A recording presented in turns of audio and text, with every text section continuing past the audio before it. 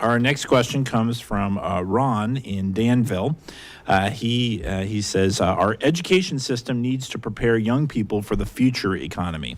Where are we succeeding in our current approach to education, or what improvements would you support? Anya, we'll start with you. So that really goes back to what I was just saying.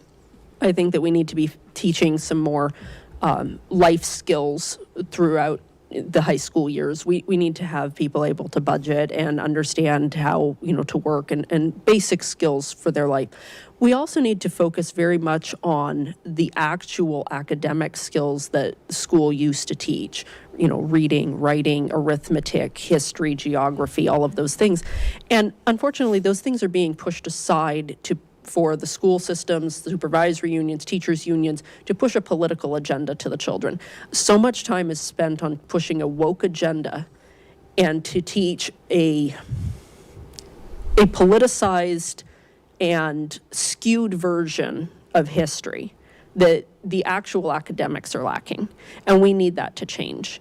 And I think that it's very important for people to realize that whether their children know it or not, they are being taught these things through the Vermont school system, and it's something that's been investigated quite thoroughly.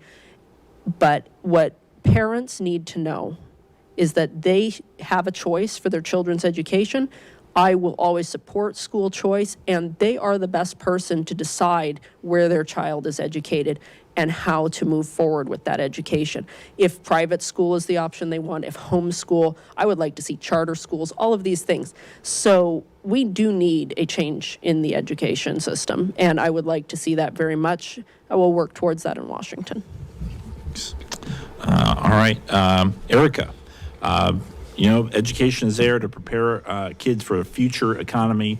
What's working, and what do you think we should be doing differently? Education is probably one of the hardest questions for us to approach because there are so many facets to it. Number one, we have the federal government kind of telling states and municipalities what they need to do, and then local municipalities feel like they don't have enough money to accomplish all of their goals. And while you can never spend too much money on education, you can spend more than the taxpayers can afford. And in the state of Vermont, we spend about $20,000 per pupil, which is the second most in the country. And yet we don't have the academic outcomes that you would expect for an investment like that.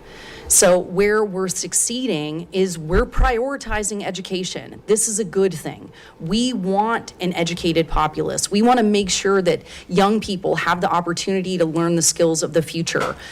The young man who mows our lawn in Burlington is a part of the tech center in Burlington.